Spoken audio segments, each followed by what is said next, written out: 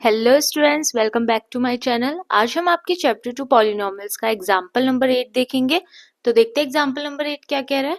Factorise 6x square plus 17x plus 5 by splitting the middle term and by using factor theorem. हमें factors निकालने हैं किसके। Quadratic polynomial क्या दिया हुआ है, 6x square plus 17x plus 5। किस किस तरीके से, एक तो स्प्लिटिंग द मिडल टर्म और एक फैक्टर थ्योरम। मतलब दोनों तरीके से हमें इसके क्या निकालने हैं, फैक्टर्स। सबसे पहले हम देखेंगे बाय स्प्लिटिंग मेथड।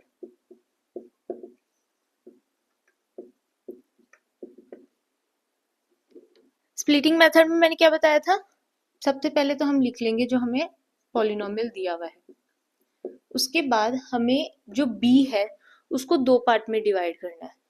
किस तरीके से, या तो एक तो p मान लो, एक q, और p प्लस q हमारे पास क्या आना चाहिए, b, और p मल्टीप्लाई q हमारे पास क्या आना चाहिए, a मल्टीप्लाई c। और इसको करने के लिए हमने क्या देखा था, सबसे पहले हम क्या देखेंगे, मल्टीप्लाई देखेंगे। ए सी यहाँ पे क्या आ रहा है, 5 6 30, 30 आ रहा है, यानी कि पी क्यू का मल्टीप्लाई क्या आना चाहिए, 30, और पी प्लस क्यू क्या आना चाहिए, 17। ठीक है, ये चीज समझ में आई। अब पहले तो सबसे पहले स्टेप आपको क्या करनी होती है, सबसे पहले आपको मल्टीप्लाई देखना होता है कि जो 30 है वो किस किस की टेबल में आ रहा है, राइट। एक तो 30 खुद की टेबल में आता है, 1 into 30।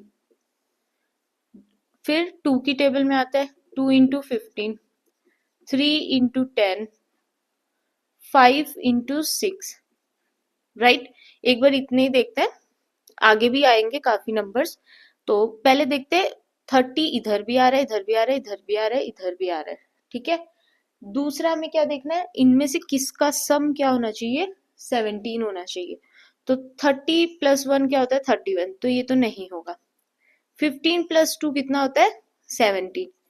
ये वाला हम लेंगे, क्योंकि आगे देखेंगे तो 10 प्लस 3 कितना होता है, 13, ये भी नहीं होगा। 6 प्लस 5 कितना होता है, 11, ये भी नहीं होगा। तो हमें क्या नंबर लेने हैं, 2 और 15।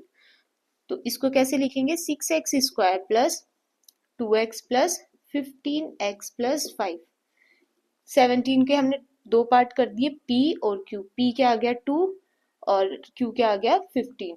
और ये दोनों जो कंडीशंस है हमारी वो भी सेटिस्फाई हो रही है। ठीक है, सेकंड स्टेप मैंने क्या बताया था, ये दोनों और ये दोनों एक बार अलग अलग लेके हम चलेंगे। इन दोनों में से कॉमन नंबर क्या आ रहा है, 2x, क्योंकि 6 2 की टेबल में भी आता है और x दोनों में है हमारे पास, इसलिए कॉमन लिया। अंदर क्या आया, 3x प्लस 1।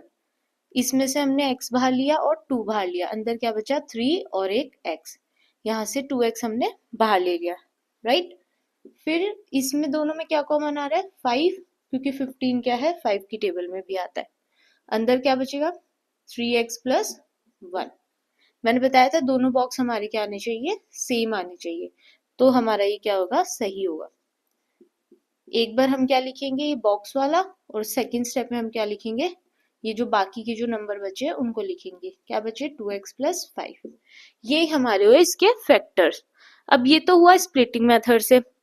अब हम देखेंगे फैक्टर थ्योरम से इसके फैक्टराइज कैसे करते हैं इसको।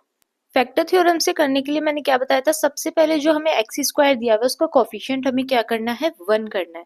इसका कोफिशिएंट 1 करने के लिए हम क्या करेंगे, पूरी इस इक्वेशन में से 6 को कॉमन ले लेंगे। अंदर क्या बचेगा, x square plus 17/6, x plus 5/6। इस चीज को हम क्या मान लेंगे, जी एक्स। तो हमारे पास क्या आएगा, 6 मल्टीप्लाई जी एक्स। अब दूसरे स्टेप में हम क्या करेंगे, जी एक्स हमारे पास क्या है, x square plus 17/6 x plus 5/6। ये हमारे पास जी एक्स आया। इसके बाद हमें क्या देखना है, जो कांस्टेंट टर्म है, यहाँ पे क्या है कांस्टेंट टर्म, 5/6। इस कांस्टेंट टर्म के हमें क्या देखने हैं, फैक्टर्स देखने हैं, यानी कि इसके फैक्टर्स क्या क्या होंगे। तो सबसे पहले एक तो 1 तो ऑब्वियसली सबका होगा, तो 1 तो आपको लिखना ही है, राइट। उसके बाद 5 के क्या क्या होते हैं, 1 और 5। 6 के क्या क्या होते हैं, 2 और 3। पहले हमने 5 के फैक्टर्स लिखे, फिर हमने 6 के फैक्टर्स लिखे। अब इनको वन बाय वन अरेंज करके कैसे लिखेंगे, 1 के साथ पहले 2 को लिखेंगे, प्लस माइनस 1/2, फिर 1 के साथ 3 को लिखेंगे, प्लस माइनस 1/3, फिर 5 के साथ 2 को लिखेंगे, प्लस माइनस 5/2, और फिर 5 के साथ 3 को लिखेंगे, प्लस माइनस 5/3। ये क्या आ गए, 5/6 के फैक्टर्स आ गए।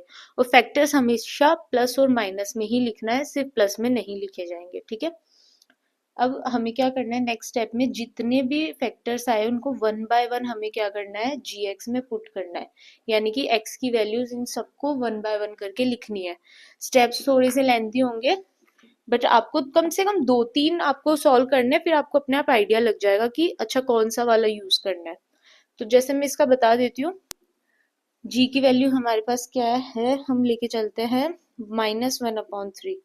तो जब हम इसको -1/3 पुट करेंगे एक्स की जगह, तो हमारे पास क्या आएगा, इसका आंसर हमारे पास आना चाहिए 0। 1/9 -17/10 प्लस 5/6। इसको जब आप सॉल्व करोगे आपका आंसर आएगा 0। इसी तरीके से जी की वैल्यू -5/2 रखने पे क्या आएगी, इसकी वैल्यू 0 आएगी। इस तरीके से आपको एक एक चेक करना है, और जिन दो वैल्यूज को रखने पे पॉलिनोमियल 0 होता है वही क्या होंगे, इसके फैक्टर्स होंगे। अब हमें दिख रहा है एक तो -1/3 और एक -5/2 क्या हो रहा है, रखने पे क्या हो रहा है, पॉलिनोमियल 0 हो रहा है। तो हमारे पास 2 नंबर आ गए और ये क्या हो गए, उसके फैक्टर्स हो गए, किसके, जीएक्स के। लेकिन हमें निकालने किसके, इस पूरी इक्वेशन के। तो अभी हमारा काम खत्म नहीं हुआ है, इसके बाद देखते क्या करते हैं। ये दो फैक्टर्स आए हमारे पास निकल के, x प्लस 1/3 और x प्लस 5/2, ये किसके फैक्टर हुए, इसके फैक्टर हुए। अब हमें इसकी वैल्यू इसमें रखनी है, जो कि हम देते थे इक्वेशन नंबर 1। इक्वेशन 1 में जब हम इसकी वैल्यू रखेंगे तो ये तो gx हो गया, क्या हो जाएगा 6 मल्टीप्लाई दिस। इसको आगे सॉल्व कैसे करेंगे, अंदर पहले एलसीएम लेंगे, क्या आएगा 3x प्लस 1/3, और यहाँ पे क्या आएगा 2x प्लस 5/2। 3 और 2 से इस 6 को कट कर देंगे, क्योंकि पूरी इक्वेशन क्या है, मल्टीप्लाई में है, इसलिए हम इसको कैंसिल आउट कर सकते हैं। बचेगा क्या, 3x प्लस 1 और 2x प्लस 5। ये हमारे क्या हो जाएंगे, फैक्टर। किस तरीके से किया हमने, यूजिंग फैक्टर थ्योरम।